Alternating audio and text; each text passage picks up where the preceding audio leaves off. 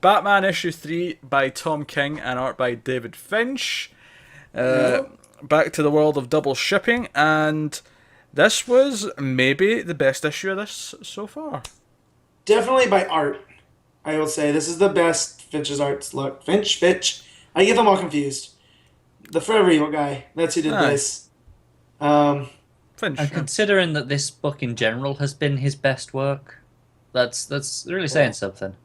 yeah, no, yeah. I agree with that. The art is the best, but for me, the reason why this is the best is they took Gotham and Gotham Girl and two Mhm. characters who were essentially just plot devices, right? It's Yep. they've got these blue and yellow costumes, they're here, they're this thing for Batman to either overcome or figure out or whatever. And they made me care about them in one issue. Yeah. I like these characters now. Well, and I like that they didn't draw it out. Like, who is Gotham and Gotham Girl? Mm. They straight up told you here with the flashback, and it was nice. And then with the way that it ends, you know there's definitely more to their story because they leave Gotham and come back with powers. Yeah, I mean, there's still a bit of mystery because we don't know how they have powers Yeah. yet, but I actually really like that they're inspired by Batman, and in the sense that not in the same way that like Batgirl was or whatever, but in the Or sense even that Robin. when they were kids, he saved them in a very Yeah. similar situation. Because actually, when the issue started, and I guess they were going to swerve it, Oh, and it wasn't going to be that, but for a couple of panels, like, wait a minute, are they telling us how It's his parents get it's shot again? it's they went maybe down maybe the. until you see the other necklace, isn't it? Yeah, Yep, it yeah, is. Because when I looked for pearls, because you can see the necklace on the mom, that it's there, but you can't tell what it is. So when I turned the page and saw that it wasn't pearls, I went, "Oh, thank God," because I don't need to see yeah, this again. Yeah. And the Well, it has a swerve. completely different ending. And I did have a little bit of problem with the dialogue because at first I thought it was coming from Bruce, because he's usually the narrator of these Mm. things. And I was just like, it's very unbecoming of Bruce or Batman to say piss, Ah, but like that's a a null point lot. though, because it's not him. Right, Yeah. exactly. And then when I got to the other, I was like, oh, okay, this makes a lot more sense. So it there was a was lot weird. of, yeah, Yeah. There a was lot of that swerving going along. Because, and also, if you guys live in Gotham, just stay away from alleys. Like, it's not that hard. No one lives off of an alley in Gotham. it's Like, all there's these kids lazy everywhere. people taking a shortcut and Yeah. Yeah. Well, I mean, admittedly, they might feel safer because this is now a world with Batman in it, and maybe crimes went down a bit. It doesn't feel as dangerous. Still, it's Gotham. Like, so I'll be honest, at first I didn't realize it was a flashback. Even when we saw Batman, I thought it was still present day, and I thought there was a bit of a coloring mistake. I was like, where's the yellow around the bat and the purple on the cape? Mm. I was like, that's weird. And then it got a couple of pages later and it says now. I was like, oh, okay. See, I actually like that they didn't tell us it's flashback. One of my that's not quite a pet peeve. I actually said this about a TV show last week on Almost Cancelled that I like it when they give us a flashback but don't tell us it's a flashback and let us figure out as we go by the storytelling. And I like that they did that here. It wasn't a Gotham 12 years ago or whatever it would be. right. It They was let you uncover it. yeah. I like that. I really like how it Like lets us figure that out. if you're even if before you get to the now, if you're not as stupid as me and just think there's been a mistake, the coloring tells you Well, straight off. Connor, Yeah. we've been conditioned the last 4 years to think that it might be a mistake. So, in all fairness, but now we have to uncondition ourselves. Hell, I'm conditioned to think that Connor's a mistake. So Well, that's because you have a bias against gingers. So, nah, see, I've known Connor long enough now. This is not about bias against ginger people. This is just Connor. That this but specific one is, but you still have this bias against gingers on top of that. Not really. I just like making jokes. so does this feel like an arc from like a lost episode of Batman the Animated Series to you guys? Because it kind of does to me. Like, it's not taking itself too seriously like Snyder's Batman had done. There's a little bit more levity in these things, and like Matches Malone showed up. Yeah. When was the Well, last time we've seen Matches Malone? yeah. Bruce in disguise as Matches Malone. In fact, When I saw when was the last time we saw Bruce even disguise himself? it's been a while.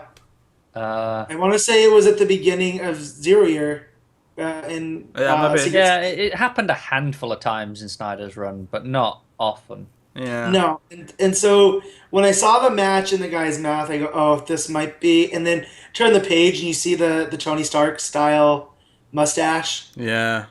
on him, and I was like, oh my god, this is the type of Batman that I love to read.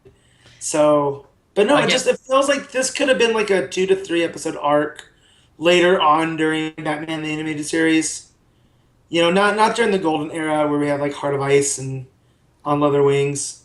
But no, I get what you mean, especially with Alfred being so quippy. Yeah. yeah, I like Quippy Alfred. I really like this issue because obviously from there it goes to the bridge and Gotham Girl go out to deal with it. Batman has his cool like car that splits in half, revealing It's cool as fuck, isn't it? the Bat Pod. yeah, Which I don't know if you still call it a Bat Pod, but Dark Knight has conditioned me to call it a Bat Pod now. Bat Pod. Yeah. Yeah, you don't really see the Bat Cycle anymore. So yeah, it is a Bat Pod. It's got a really thick wheel actually. Yeah, it's a Bat Pod. Yeah. So they're saving the bridge, and I really like the moment after they've dealt with everything, and Batman leaves, and they have their nice little moment where she's like, "Well, let us see him leave. That's progress, right?" Well, I also like that Batman trusted them when Alfred's like, the bridge won't be around in 4 minutes, and Batman's like, no, it'll be there. It'll be there. Yeah. Yeah, I like that he figured out who they are, and I like that he, in a weird way, kind of approves of them, because they are kind of not dissimilar to either of them. Like, they're kind of like a weird amalgamation of his backstory with, like, backstory of, like, maybe Batgirl and, like, some of the Robins, like, where they're inspired by him, they're in this crime, and, like, he almost trusts them because he understands their motivation. Yeah. Yeah, he gets that. He indirectly caused them, so it's Yeah. they are a Yeah. product. They're his responsibility. Yeah, that makes sense. I didn't think about that like that. Whereas like Dick Grayson and stuff, he was very proactive in creating him. These guys are kind of self-made, like he was. Yeah. Yeah, And obviously this is all leading, we get a little bit of Hugo Strange narrating and stuff as we get to the end, and I do love that the cause of the bridge is actually a suicide bombing of someone who also, before they die, yells out the Monster Men are coming.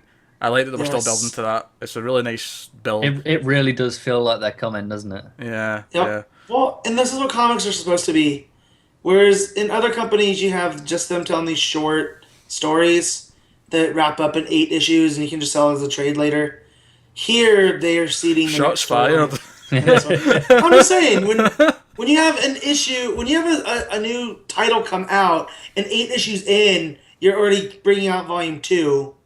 There's only one reason you're doing that, and it's all monetary. It's not creative. Like it doesn't do the creatives any good because it's the same people. Yeah, actually, So- it's weird that it's a bit of a novelty now at certain other companies to get to issue 15 of a series without it relaunching. Exactly. I mean, Jason Aaron's Thor has been my favorite book since he's been on it, but we're on the 3rd series of it. We had God of Thunder, then we had just Thor, and now we have the Mighty Thor, and we have the Unworthy Thor coming, and it's just like we know what you're doing, guys. Like I mean, I'll you're give them gonna sell the trades. I'll give them one more So- with Thor because that's like a separate book in addition to the series. But you're Yeah, still right. And you could also argue Mighty God of Thunder into Thor. Because it was a different Yeah. character. Yeah, Different character, but then why the Mighty Thor? That would have been like now them setting up Monster Men and then going, oh no, Batman and the Monster Men's its own book now, and we're gonna start it in issue 1. So I came up reading comics under Johns, who would do this in Flash. Like you'd meet a character in the first story arc, and they'd become either an ally or a villain in the 4th. And so it's consistent storytelling, and that's what they're doing here. We had the guy that killed himself in Gordon's office in the last one, right? Crying or screaming about the Monster Man. Now you have the suicide bomber on the bridge. We have Hugo Strange, Yep, and Tom is. There you go. Go ahead. I was gonna say Tom King's not writing Monster Man, right? That's another writer coming No, in. it's Orlando. Yeah, Orlando's doing Yeah.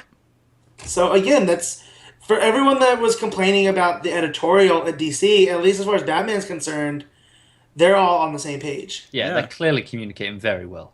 Yeah, they're doing a so good job of that. That's great. It feels the same with Superman as well. Like, it feels like those books Yeah. are working well together, and we'll hopefully see that even more so once we've got Supergirl and Superwoman and all these other things like coming out. But so yeah, the book ends with so Hugo Strange has lured Gotham and Gotham Girl to this building with. He's also got Psycho Pirate there with him. Oh, Psycho Pirate showed up and I geeked out. Yeah, so that You really only see Psycho Pirate at a crisis. yeah, that's how the book has a cliffhanger, and I'm really enjoying this arc. I'm really enjoying Batman, and if with it is this is the lesser of the two Batman books, but it's still really good. So Yep. whatever. And they each have their own flavor. Detective Yeah. feels like its own thing. Batman feels like its own thing. It doesn't feel like one's feeding the other like it used to be.